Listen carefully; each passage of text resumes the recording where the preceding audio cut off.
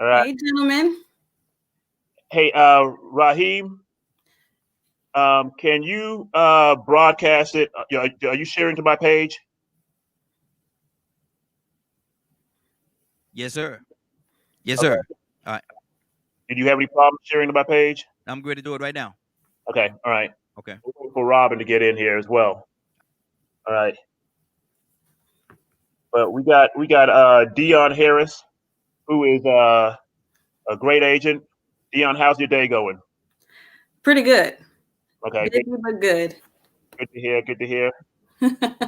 Hey, you guys, if you're looking on my Facebook page, if you're looking on my live on Facebook, there should be a link that's going to be shared with you if you want to see the full show. We'll have two guests on there, so it won't be just me um, rambling as usual. Uh, we got a great on, and let me see if I can call Robin to see where she is. Good old Robin. Yeah.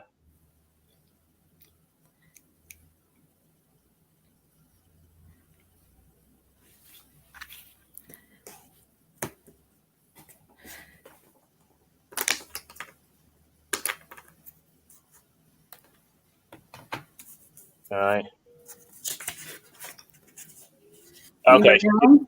Yep, she's getting on. All right. Good deal. Good deal. Good deal. All right. Hey, sorry for the delay. Sorry for the delay. Little You CP know, time. I was gonna say my man, my producer was taking care of family, so I got no problem with it. Okay. All right.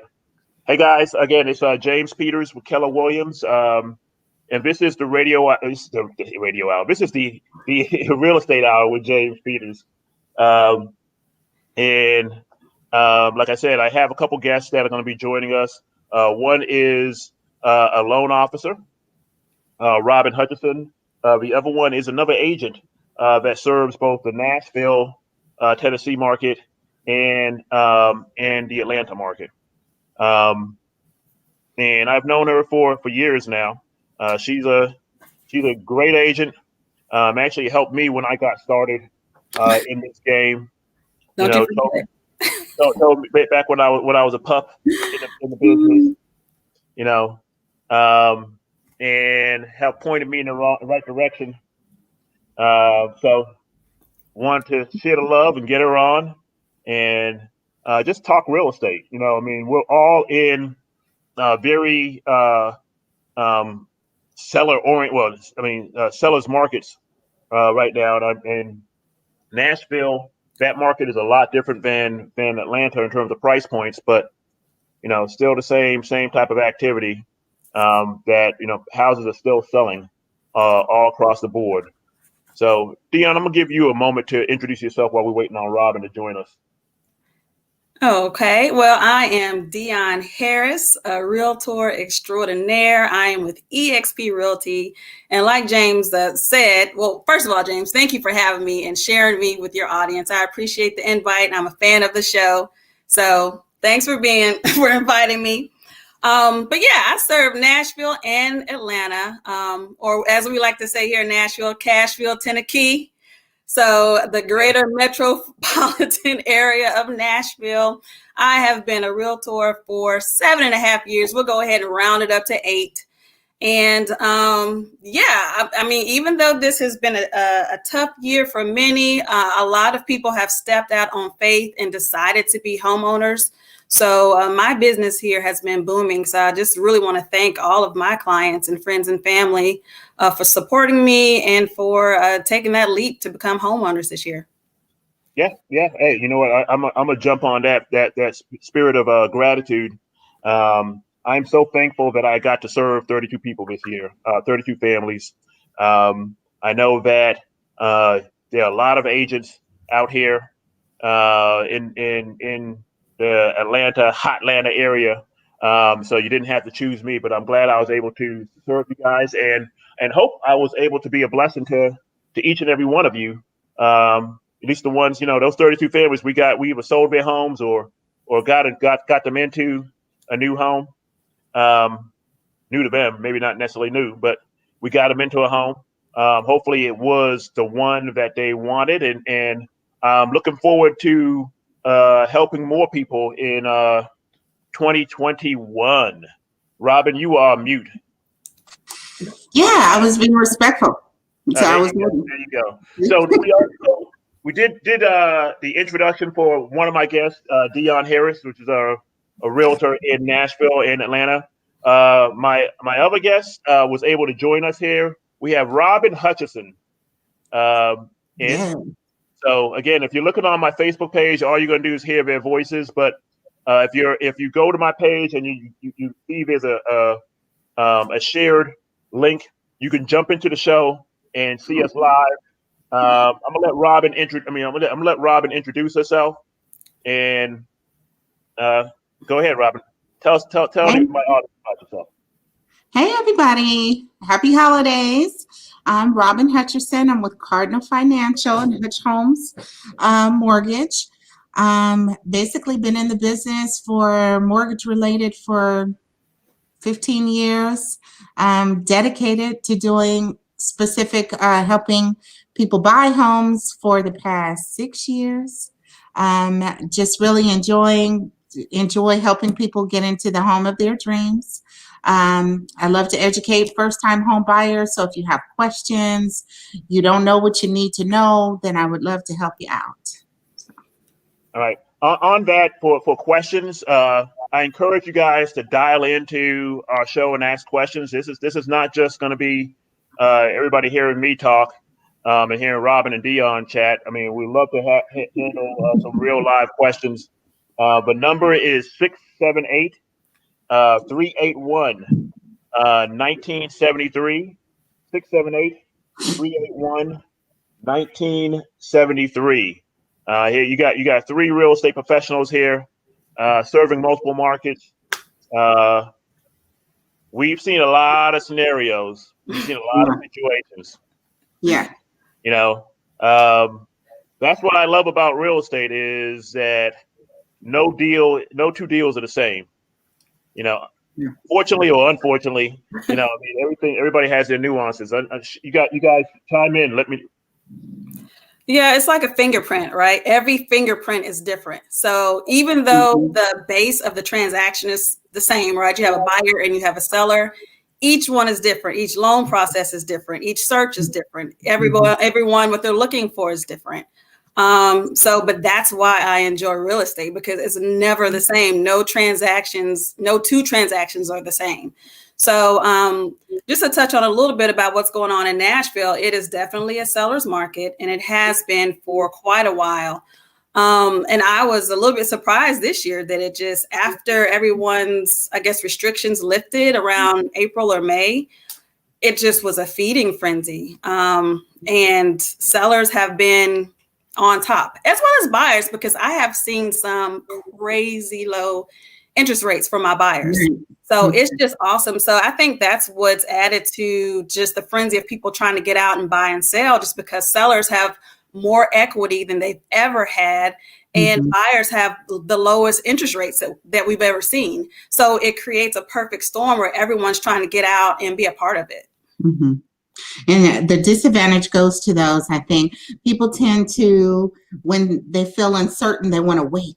You know, I'm going to wait until, you know, this happens or that happens. I hear all the time where people will say, oh, I want to wait to see if the market crashes and I can get a house for $12.99 or whatever.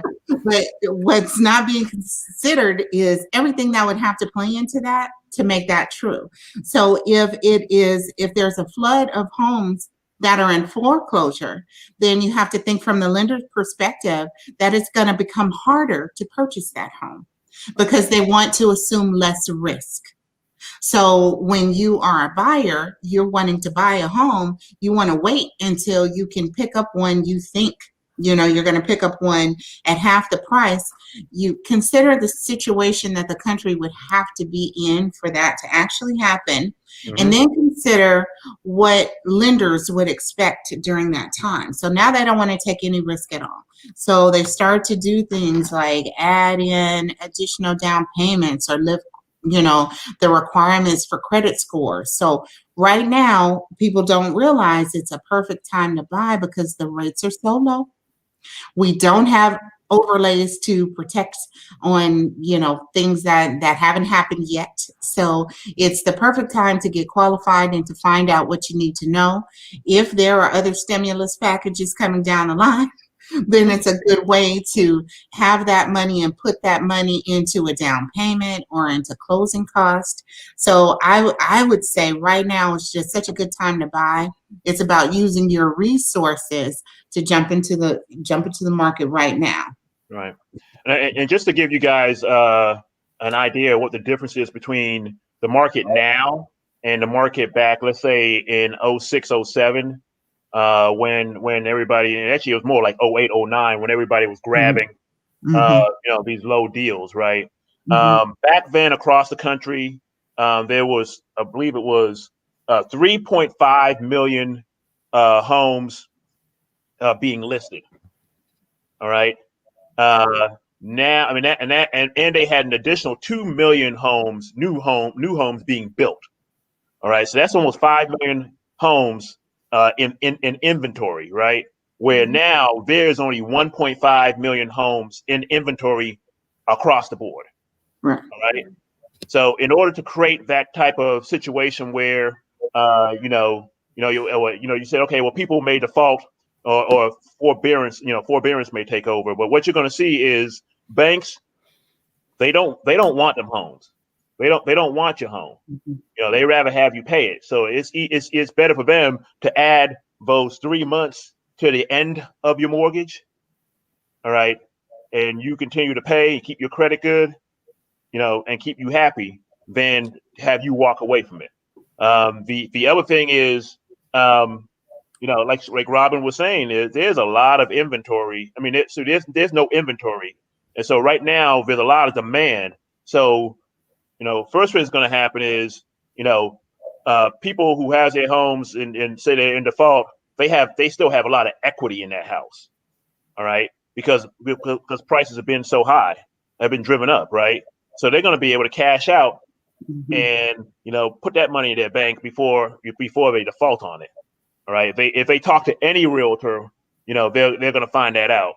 The second thing is, there has to be a lot of homes dumped into the market before, they're going to be swooped up by a lot of buyers. We're going to swoop them up. Right. Me, Dion, and Robin going to write the loans. I'm going to be out there selling them like crazy before you guys find those homes to get them at pennies for the dollar. So, trust and believe.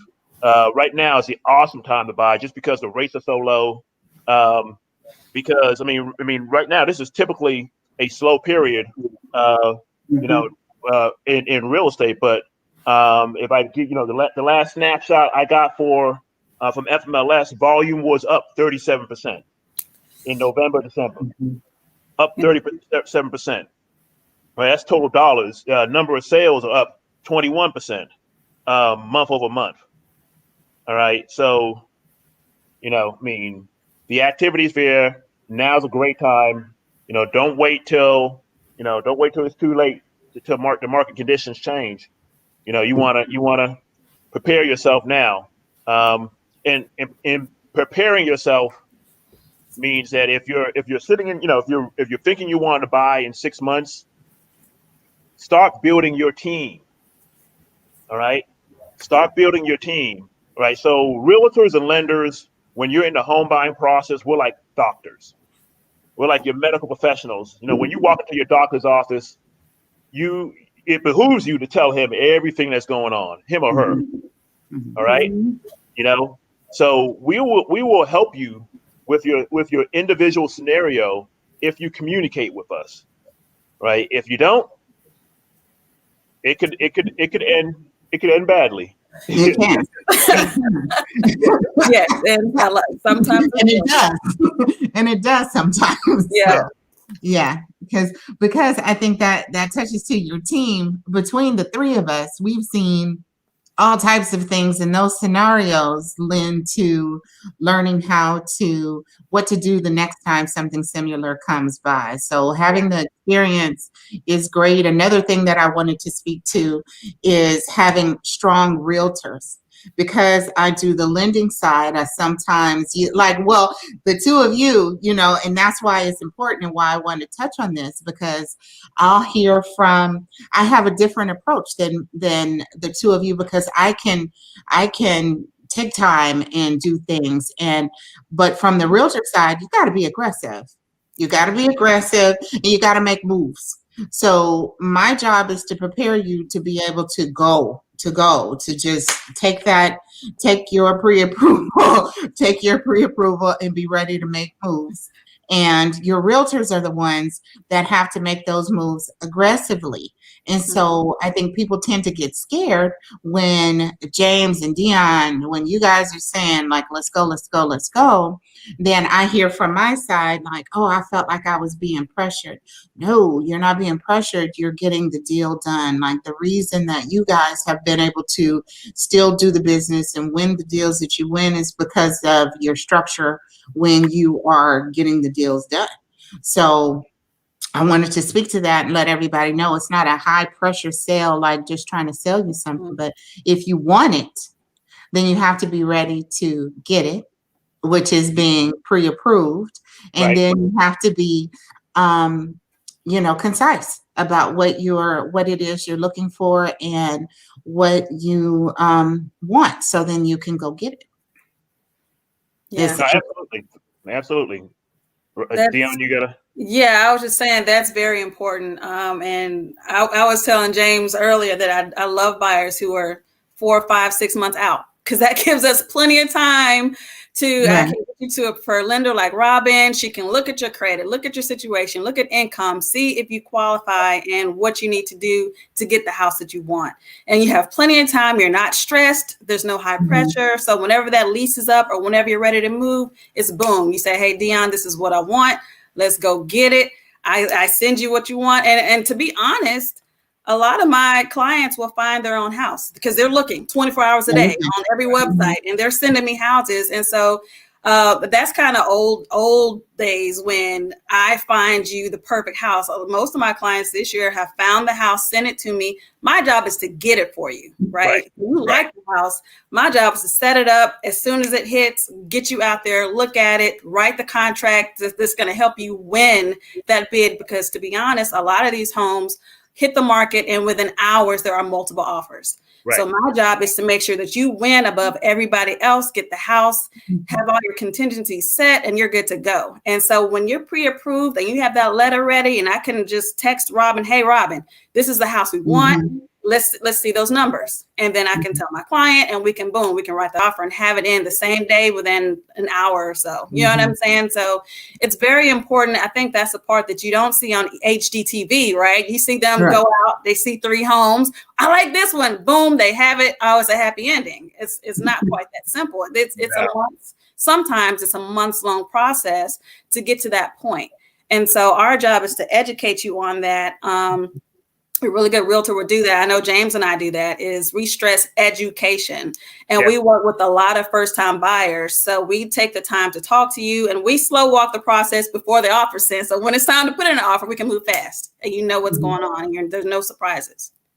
Yeah. So typically what I do is in my first or second meeting with a client, I'm going through the buying process. All right. And, I'll go through the map and just kind of tell you the different stages. All right.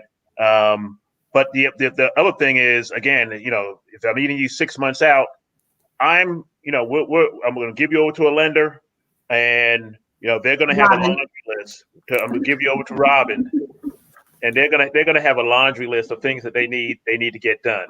All right. They want to make sure that you have 2 years worth of taxes. All right. Make sure that you have 2 years worth of work history. All right.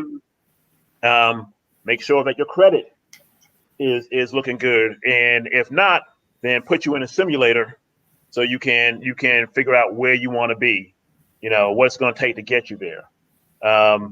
If I can chime in on that for just a second, a lot of people, they say, oh, I know what I need to do with my credit. I know, but it really does help to talk to a professional, because if you are paying off things that are no longer an issue, Just because it's there, it may not be reporting on you. If something's old, you don't want to pay it and restart that negative reporting all over again. So it really does help to talk to a lender to talk to me in the beginning so that you know what you need to do and you're not spinning your wheels paying for things that are not impactful to raise your score, and that's not going to help you along the way. So don't assume because you have an old debt that if you pay it, it's going to shoot your score up or it's going to help you along the way. Like, let's sit down and let's review it and talk about it and see how to best utilize your efforts. I think we got a caller. Hey, who's joining us? Hi, this is Kimberly Green. How are you, from Chicago? Kimberly Green from Chicago. How you doing? Yeah, can you hear me? I can hear you fine. Appreciate you dialing in. Okay, yeah. I just had one question. James, I know you know this. I just recently passed my real estate exam, so I'm looking for. Congratulations! And I just had a question about like new first time home buyers. I'm thinking about exploring the niche for people that may have trouble with their credit, and getting financing. What would you suggest when I'm talking to a client on things that they should look for to try to like increase their score or be able to get a better financing than normally that they would get? I'm gonna let Robin jump in on that one. Yeah, basically, if you, it depends on everybody's. We were talking about the difference, like everybody's story is a little bit different. So if you're just trying to get up a few points, then there's some quick tricks of the trade that you can use. One is to, you keep your credit cards below 30%. If you've got a $300 limit, then you want to never go over $90. That'll help kick up your score. You can, if you don't have credit cards, you do need open positive lines, but you don't want to overextend yourself. So those are, that's just kind of a basic thing. But the thing to do really is to look at what's kind of holding them back. What is their credit score? Is it old collections that are still reporting? Is it student loans? Like, everyone kind of has to be dissected individually to see what the issue is, if that makes any sense at all. I'm hoping I addressed what you're asking. Did you want to speak to something more specifically? Say, for instance, they can't get approved, and so it's denied. Then do you think it would take like maybe 3 to 6 months for them to, repair whatever they need to repair for them to be able to try to reapply? Now, are you saying denied for a mortgage loan or denied for a credit card? You're saying denied for a mortgage? For a mortgage.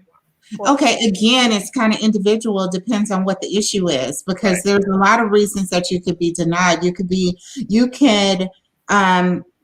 denied if you don't have, it may not just be credit. It could be debt to income. The credit could be workable, but you have too many bills. So it really does depend on each individual situation and how long it will take. So for that, I would always recommend that there's ways to get free credit reports. You can go to Experian. You can go directly to the credit bureaus. You can do a freecreditreport.com, pull that report, talk to a professional. Like, if you have someone like that, I'll extend my information, the basic stuff. I could look at and tell you and help you understand how to read what they can do for the simple things. I also utilize the service of people that deal specifically with helping people manage their credit and their debt to improve their score. So that is for someone that really needs a lot of work. It's going to take some time. So depends on the damage. So Kim, so what we find in this business is a lot of people are at different places. So when someone says credit, it ain't the same thing. Especially when someone says, "Oh, I'm working on my credit." Well, they could have a 650 and they want a 680. They want 700, or they could be in the fours. All right. So what I tend to do is I try to get to real numbers if they're willing to share. Because you have to, you want them to be, if they're going to take this ride with you, you want their trust, right? And you also want to know exactly what it is you're dealing with, so you can guide them. All right. One of the first things you need to do is you need to add to your team with a good lender. All right. And Robin, put your hands over your ears. Nope. I'm a national lender. And you need more than one, because you want differing opinions. All right. And that's how you find out who's good and who's not, quite honestly, because you have a good something to judge it by. I rock with Robin because she's good. All right. I'm gonna give her a props right now. She's good. She gets me to the closing table, gets my clients to the closing table quite a bit. All right. And there are cases where, it's not to Robin's fault, but where we weren't given full disclosure on what's going on with that client, and now we're triaging. Just the triage, is that what you're doing? It is triage. That's exactly what it is. While we're in the field, under contract, trying to save a deal. So Kim, we got to build your team of good people. Robin, do you cover Chicago? Yeah. Okay. Yeah. Kim? So Kim, definitely. Yeah, no, I'm saying we need to get you Robin's info. Yeah. Okay, sure thing. Yeah. Yeah. If you go on my page and look at my friends list. Oh, that's right. You use a different name on Facebook, don't you, Robin? Michelle. No, it's just Robin Michelle. Robin Michelle. Excuse me. Yeah, but I'll give you my cell phone number if you're prepared for it. I can give it to you now. Oh, hold on one second.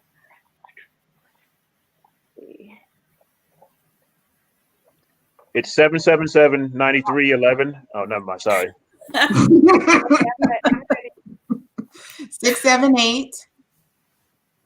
678-994-2031. Okay, thank you. Okay. I look forward to talking to you. We'll talk through some of the specifics of, things that you may have encountered and see what we can do. Okay. All right. I'm excited to get you in production, Kim. No, I've been dragging my feet a little bit, but I hope to make a decision in January. Okay. All right. Let me know how I can help. Okay, sure will. Oh, I got to talk to Rosalind too. I was supposed to call her. I'll call her tomorrow. Okay. All right.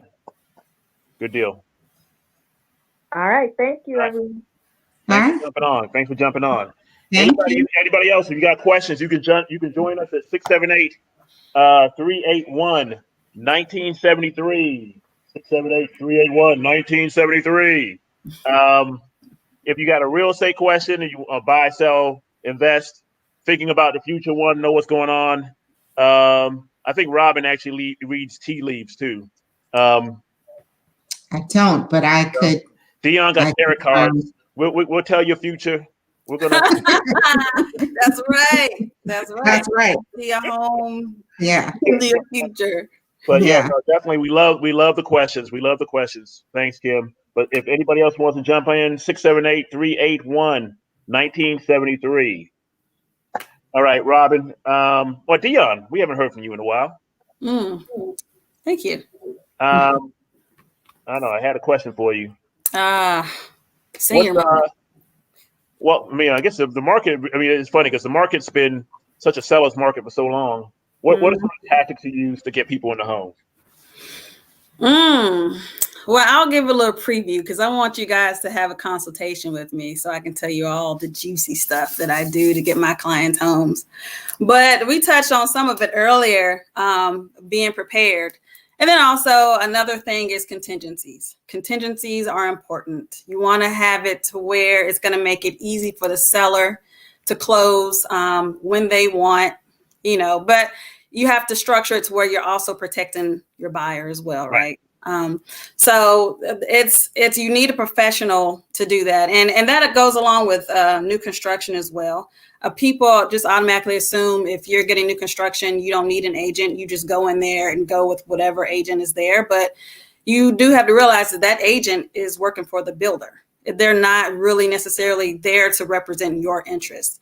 And so I've had several clients that have gotten new construction where I was able to get them money in their pocket, not just the incentives, but other things, just by combing through the contract and showing them, hey, did you see this? Did you see this? You know what I'm saying? And just someone there to go who's familiar with the new construction building process that can go check in on the home and they know what to look for as the home progresses. That's really important. And the fact that you don't have to pay the buyer's agent to do that. But you have someone who's there for your interests only, right? And it's going to make sure that that the builder does right. Because I've ran into some interesting builders this year. They've had a few choice words for me because I was fighting for my client. I just can't let them get away with anything. You need to do the right thing by the people who are paying this amount of money for your home. A lot of these people, this is the biggest purchase of their lives. Right. So you have to hold people accountable and make sure that they do the right thing. And that's what we're here to do. We're here to fight for your interest. But yeah, in Nashville, I would say you gave a little update on Atlanta. I'll give you just a brief update on Nashville, Davidson County. Our sales in November were up 14% over last year. And the inventory is low. And, I talk to a lot of sellers. I'm trying to get more people to sell because I have buyers that need a house. And the inventory is low. The average days on market for sellers here is 56 days. That's less than 2 months. So, a lot of sellers, I tell them when you list your house, be ready to move. Okay. You need to already have some boxes going because it's going to go fast. And part of it going fast is if you have a realtor like myself or James that's going to price the house correctly. Oh my God. Because 9 times out of 10, if it's priced the right way, it will go within 1 or 2 days. I had a colleague who listed a home yesterday. The house was on a contract in 2 hours. So you just have to be ready and have an agent that's going to pull the comps, tell you what you need to do. If you need staging, get it staged, to get it painted or whatever you need to do. And a lot of times it's not just so you can, we're just telling you to do this and your house is not perfect. It's you want to have the best pictures. You want the house to show well. You want it to flow so it can sell quickly. Because I would think if you're listing your house, you want it sold, right? You want to go ahead and cash out and move on and get on with the rest of your life. And hopefully buy your dream house, right? Because maybe that's your first home. You want to move on to something bigger. You want to upgrade. So my job is to get that house sold for you. And then a lot of times you're buying and selling at the same time. So, you put the onus on me to go ahead and facilitate that, get with the lender. So a lot of times you're getting pre-approved before you get your house on the market, just so you're ready to go and move and everything. If you have the right one, it's going to be smooth like butter. It's going to be a great process. But the market in Nashville is very hot. So like I said, a lot of these sellers, a lot of homeowners, not just sellers, homeowners do not realize how much equity they have in their home. They bought it 10 years ago, even 5 years ago. I know I've seen James tell his story a couple times about when he purchased his home and how much equity it's gained. I purchased an investment property 2 years ago and it already has $70,000 in equity in 2 years. So it really just depends. Huh? Can I hold something? No, I haven't sold it yet, sir. I'm still living in it. And even when I do sell it, I'll say, hey, no. I'll take you out for nothing. Water. I'll say, hey, all the water you want. Right. So, but yeah, it's worth it. Home ownership is an investment. A lot of people in Nashville, I've seen it, are disappointed when they're not approved for what they can't get the house that they initially wanted. Because I'm going to tell you right off, did a little research in Davidson County. The average home price of a single family home is $350,000. Wow. So a lot of people are approved for $250,000, $220,000, and they're thinking they're going to get this nice 3-bedroom home with granite and all this nice stuff. It's a new build, and you're just not seeing it. However, if you go to my page, you'll see I posted the other day a new construction in Davidson County in Nashville. Their new building, it's new construction, and they're starting in the 250s.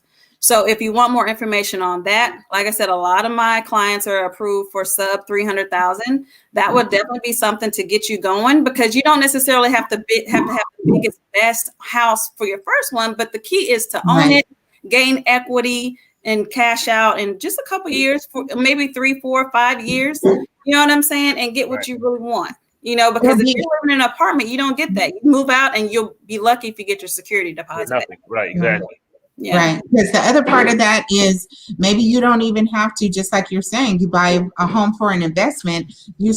I talk to people all the time when I'm having to give them, you know, the numbers that they're qualifying for as opposed to what they wanted. And it's important to realize that, you know, when you graduated from high school, when you got your first car, did you get a Benz or did you get a bucket? You know what I mean? And not that you want a bucket per se, but not a bucket. You start somewhere, and then you're able to, maybe you keep that car, you sell that car, and then you invest in the next car. So you have, sometimes things are a process. It's a stair step into what you actually want. And with the way things are moving, you build some equity in it. You don't even necessarily have to sell the first home. I try to talk to people and say, then if this isn't the house of your dreams, then is this the house that's going to make you some money? Can you buy this house, live in this house for a few years, build some equity, refinance it, take that equity out, and then rent that property out? Exactly. Build a real estate portfolio. Right. Build your whole investment portfolio. Don't just look at, I want it all right now for some. You know, if you can, great. But if you have to start in a starter home per se, then there's a lot of benefits to that, you know. I hear a lot from people that have had a bad experience with real estate, where they went in and they topped out on their first home. You know, so they you know, went max budget on their first home, and quite honestly, I mean, that's great if you have the cash flow or you have the job security and you're able to do that, or, you know, dual incomes or whatever. But sometimes, you know, going in, you just want to get that right house that's going to, you know, that you can afford to pay for a long time. You know, go in there with a horizon of, you know, 5 to 7 years. All right, because that gives the home time to gain equity. All right, and I mean, if you're planning on swapping it out or moving to another one, or figuring out what your game plan is, you know, at that 5-year mark, you know, call a real estate professional over. Let us give you an assessment of a CMA of the value of that home. And then you can talk about your options. You maybe like Dion, where you have $70,000 sitting in that house, and you need to think about, okay, what's my next step? If I buy another house, can I rent this one out, maybe keep it? Or, you know, in some cases, you know, you want to get at that money and sell it and use that cash at $70,000 in equity to help put enough down on your new home, maybe 12, and put the rest in the bank. Yeah. You know, when I sold my house in Dallas, that's what I did. Was I cashed out, put down 8. I actually looked at my statement. I guess I got $3,500 in seller concessions. All right, and then put the rest in the bank. All right, and you know, I get to wake up and look at that bank. I mean, looking at my bank statement every day and be like, okay, you know, that's nice. And then, you know, but still now I've taken this investment, the money I put down in this house at 210. I'm sorry, 215. You know, it's down. I owe 185, so I got that equity built up. Basically, another $30,000 that I paid into it, basically, and then, but it's worth 270 in my neighborhood. So that's another, I don't know, do the math. That 45,000. So we're talking about 75,000 in equity. Okay, let me hold something in. Right. You get more than me. Right. Merry Christmas. Yeah. But that being said, you notice how I keep on track. I just ignore the heckling from the crowd. That being said, you know, I mean, it can be, you know, well, this is not my ideal home, but it was the home for right now. All right. Had a cousin in DC. I had someone listed condo one day in the morning and had multiple offers by dinner time. Absolutely, it is that type of market. Mhm. Now they should have reached out and talked to me. I got friends in DC. I got realtors in DC. I can help you sell homes anywhere. I'm just gonna put that out there. So definitely reach out to me. I got people. Sorry, that was me getting in somebody else's pocket. Yes, that was great. I had a moment. I got people. I had a moment. That's awesome, though. That's awesome. Mm-hmm. All right. Gosh, so going in, it's Christmas time, and people are going to settle down a little bit. Starting at the beginning of the year, hopefully we start to see more listings, because I'm thinking some folks are kind of waiting to the New Year's. Mhm. In fact, I spoke with one guy. He listed his house. Now, here's the flip side on the listing side, right? Why you got to price right. He in this seller's market we just described, he listed his house at 465. I mean 365, right? Had 25 people come by, had offers at 325, right? Mhm. Because his agent did not price that house correctly. All right, because I asked him, say, who came up with the price, you or the agent? Well, I mean, because the agent did not price that house correctly, in his mind, he's thinking he's giving up, he's a lowball offers, where Yeah. they may have been offers that were right on where the value of that house is, Mm-hmm. right? But it becomes perspective. You're like, oh my God, they're giving me a lowball. No, you priced it wrong, right? But you got to have some flexibility. You got to have some willingness, because it is a fluid situation on pricing houses. All right, we are great at recognizing the trends and looking at the comps and being able to say this is what it should come in around. And usually I give a range, because your condition of the house differs. Mm-hmm. The market conditions differ. I mean, you think about listing a house in February 2020 versus listing a house in April 2020. All right, two different markets, because March 15th, everybody was on lockdown, right? Mm-hmm. And COVID happened. Now both would sell. I sold in both markets, by the way. But but you got to be fluid as a homeowner. That okay, fine. I'm gonna try to get the best price for you, but the market doesn't lie. All right. Right. So when the market doesn't respond the way we want, And and then the first thing that happens, huh? It has to appraise. That's Yes, it has to appraise, right? Right. Yeah, that's the gate, the guardrail. It has to appraise. So no matter how much you think you want, it has to appraise. And quite honestly, what I do is when someone is stuck on a price that's way above what I see the market is, I encourage them to get an appraisal. Mm-hmm. Go get an appraisal. Get an independent third party to tell you what your home is worth. All right. Yep. And then come back and list it where I told you to list. No. That's usually what happens. Yeah. I mean, because it's just not going to sell for, more than what the market dictates. I mean, you have to price it right. Now, it might go for over asking just because of multiple offers, but it has to be priced right initially to get that far. Absolutely. Mhm. Trying to see what else is going on in the market. Any crazy scenarios? I mean, we touched on some of the broad strokes on some of the scenarios we've had. But really, we just want, I know it's a passion of mine to help folks with their real estate needs. And it's not just, I know it's money, but at the end of the day, I get it. I mean, when you get to a closing table and you have that that single mom with 3 kids that we're fighting to get to the house, and they clutch their closing documents close to their chest, Yeah. like oh my God, you just figured out what I was talking about, right? That was the best. Yeah, I missed it, but I saw the picture Yeah, and I was that's like, my favorite. Oh. Yeah, that's my favorite. Yeah. Yeah, I had one like that this summer where she deserved buyer, that. Like she worked hard for it. Because that's the thing. Go ahead, Robin. Go ahead. Oh, no. You said your buyer did what now?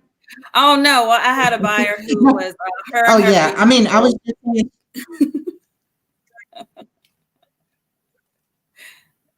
Okay, one at a time. Dion, you have the floor. Okay, I'm sorry. Yeah, her and her fiance, she was pregnant. She was 9 months pregnant, basically, when we were looking at houses, and she was struggling. It was in the middle of the summer, and I just felt so bad for her. It was so hot, and getting in and out of the car was a struggle, Oh my and God, yeah. going upstairs, and it was it was crazy. But anyway, I went by there this past weekend to drop off just a little something extra. I always give closing gifts, but I gave her a little Christmas gift, her and her fiance, and I got to meet the baby. I think he's 5 months old now. He's such a cutie pie, but it's just good knowing that he's in a great area, great neighborhood, great schools.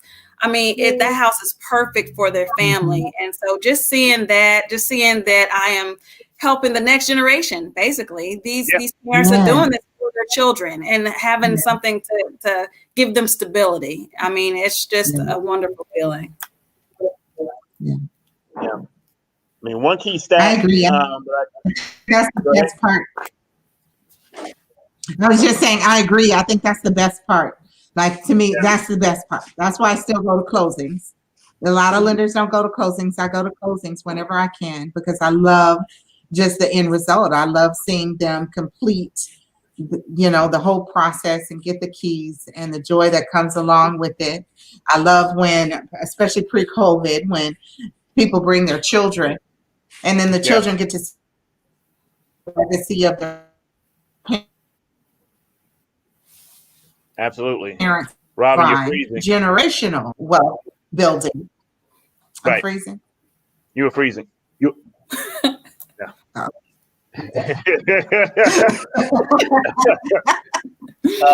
But no, that don't make me laugh. That generational wealth building is awesome. I mean, quite honestly, one of the things I tell folks when I do my consultation is that kids that grow up in homes that their parents own, they tend to be homeowners, right? Mm-hmm. So you think about that, right? Right. Mm-hmm. You're setting that mindset with your children that, okay, hey, that you need to own a piece of its land. You need to have your own space, right? And I mean, the difference between the net worth between a renter and a homeowner, I think they said the net worth of a renter was $5,000. I mean, that's your net worth, right? And you think about it, your every dollar you get, you're paying a bill. You're not contributing to your savings. Where a homeowner was $250,000. All right, and that's just the national average. So I mean, the key difference is going to be that real estate, right? I mean, it's going to be that real estate. You got an asset that's going to be producing for you while you sleep. It's going to be working for you while you sleep. Right? Working harder than your job sometimes. Working harder than you do on your job. Let's not call people out. And you're paying money anyway. You're paying. Sorry, Robin, you're freezing again. What rent right now in Atlanta? Freezing. It's ridiculous. Like, rents are really high. Yeah. Rents are high. Yeah. Rents are not. Now, on the investment side, get you a house. The good thing about, if you're a landlord or you want to be a landlord, you get you a house. Rents don't go down. Yeah. Rents don't go down. So you'll get that house. You'll be able to rent that and keep a stable rent because rents don't go down. Right. And they're high right now. And both Dion and myself will sell you an investment property, and Robin will write a loan. So absolutely. We're all looking at Robin like Robin's frozen. Right. Yeah.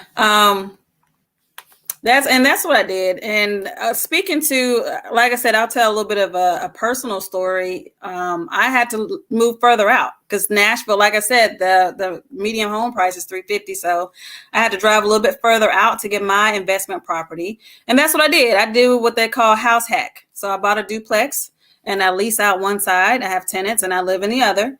And it works. So during COVID, I was still blessed that my tenants were able to, to pay their rent. And, I plan on leveraging this and keeping it and purchasing another property. So, and I guess Robin can speak to it if she unfreezes. When you go to purchase another property, once you have a lease in place for the property that you already own, if it covers your entire mortgage plus a little bit more, I'm not sure what the exact number is. That doesn't count against you. 125% of that mortgage. Yeah.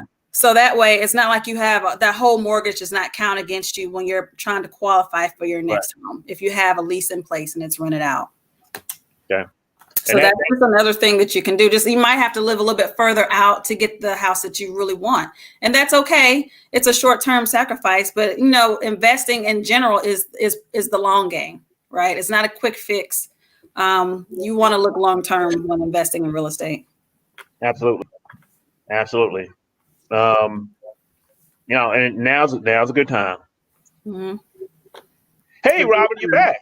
Hey, welcome back. Thank you.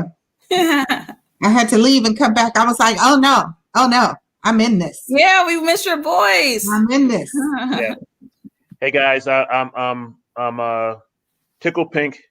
You notice most like a peach. I see what you did there. That you guys were able to join me. I rely on these two, quite honestly. We have multiple conversations about real estate at different times. I may be bitching to Dion about Robin. about my deal. No, he doesn't, Robin.